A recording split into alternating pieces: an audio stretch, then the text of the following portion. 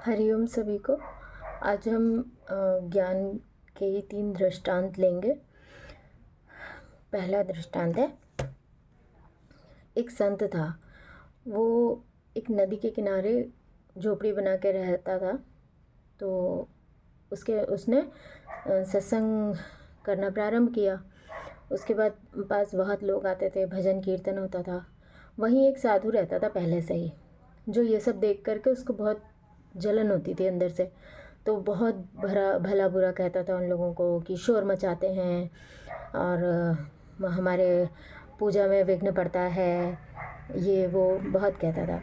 तो जो संत के शिष्य थे वो बोलते थे कि संत जी क्या हम इनको ठीक करें, क्या हम इनको बताएं? तो वो संत बोलता था कि नहीं नहीं, कोई बात नहीं, कोई बात नहीं।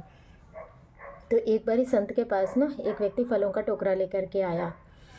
तो उसके जाने के बाद संत ने उसमें से बहुत अच्छे अच्छे से फल छांटे और वो एक टोकरी में रखे और शिष्यों को बोला कि जा कर के उसको दे के आओ उस साधु को। तो शिष्य ने कहा कि पर वो तो रोज़ रोज़ हम लोग को गालियाँ देता है। तो संत ने कहा कि जब वो हम लोगों को इतनी गालियाँ देता है तो उसके शरीर से ना बहुत ताकत की ज़रूरत होती है उसे। तो बेचारा बहुत कमज़ोर हो गया होगा वो। तो जा कर के उसे ये फलों का टोकरा दे के आओ। तो शिष्य जब देने गए उसको, तो वो जो साधु था उसकी आंखों में आंसू आ गए और वो आकर के संत के चरणों में गिर पड़ा। तो इसका भाव ये है कि बुराई को बुराई से नहीं ख़त्म किया जा सकता, उसको प्रेम से प्यार से ही ख़त्म किया जा सकता है। और जो भी हमारे लिए बुरा भावना रखते हैं तो ठीक है, वो उनका कार्य है, लेकिन हमारा कार्य सिर्फ भगवान देख कर के प्यार करना है। अब दूसरा दृष्टांत है कि संग, कि हमारा संग कैसा होना चाहिए। एक भंवरा था जो रोज़ फूलों का रस लेने जाता था, अच्छे अच्छे फूलों से रस लेता था, खुशबू लेता था। तो वो एक बारी कीड़े को देखता है एक, तो वो ऐसे गंदगी में ही उसका रहना होता था। तो भंवरा उससे कहता है कि क्या तुम्हें अच्छा लगता है ऐसे गंदगी में रहना? तो बोलता है कि ये तो मेरा घर है, मेरा तो घर ही भगवान ने यही बनाया है।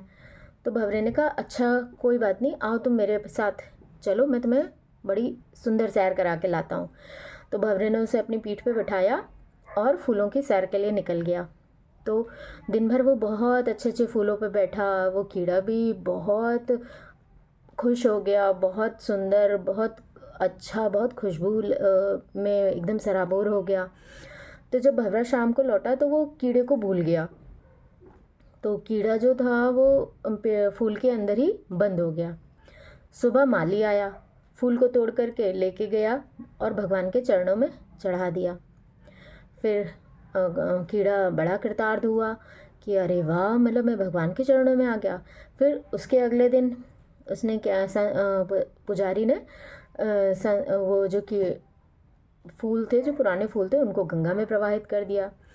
तो कीड़ा इतना प्रसन्न हुआ, इतना प्रसन्न हुआ कि केवल एक दिन के संग से, भंवरे के संग से, मैं इतने खुशबूदार फूलों पे बैठा, भगवान के चरणों पे चढ़ा और कैसे मैं आज गंगा जी की सैर कर रहा हूँ। तो इसका भाव ये है कि हमें हमेशा चढ़े हुओं का संग करना चाहिए, हमेशा। और कभी भी जैसा संग वैसा रंग। तो as your company so you become. फिर हम तीसरा दृष्टांत लेते हैं। एक राजा था, उसके राज्य में एक चोर को पकड़ा गया। तो वो चोर को फांसी की सज़ा सुनाई गई। तो जब उसे फांसी देने का समय आया तो उसने बोला कि बड़ा दुखी हुआ और रोया। तो राजा ने बोला क्या हुआ, इतने दुखी क्यों हो रहे हो? तुम्हें तो अपने कर्म की ही सज़ा मिल रही है। तो बोल रहा था कि मेरे पास एक हुनर है, अब जब मैं मरूंगा तो मेरे साथ वो हुनर भी चला जाएगा। तो राजा ने कहा कौन सा हुनर? तो उसने कहा मेरे पास सोने की खेती का हुनर है, मैं सोने की खेती कर सकता हूँ। राजा ने कहा अच्छा। तो राजा ने उसकी सज़ा को रोक दिया और बोला कि ठीक है, चलो हम तुम्हें 1 महीने का समय देते हैं, तुम सोने की खेती करो। ठीक है, उसने जाकर के खेत को साफ़ किया, खुदाई करी, हाँ, उसमें पानी डाला, सब चीज़ें।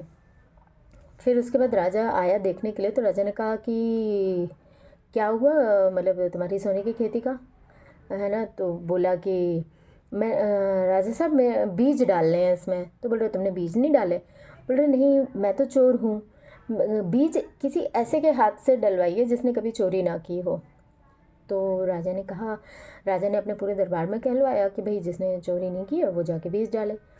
तो जितने भी दरबारी थे तो उन सब ने कभी ना कभी जीवन में कोई ना कोई चोरी करी थी। कहीं किसी ने माँ के पर्स से पैसे चुराए थे, किसी ने किसी के सामान चुराया था।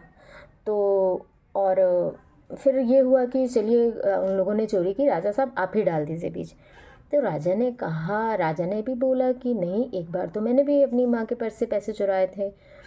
तो फिर इसका भाव ये बताया गया, इस तरीके से उसकी फांसी टल गई।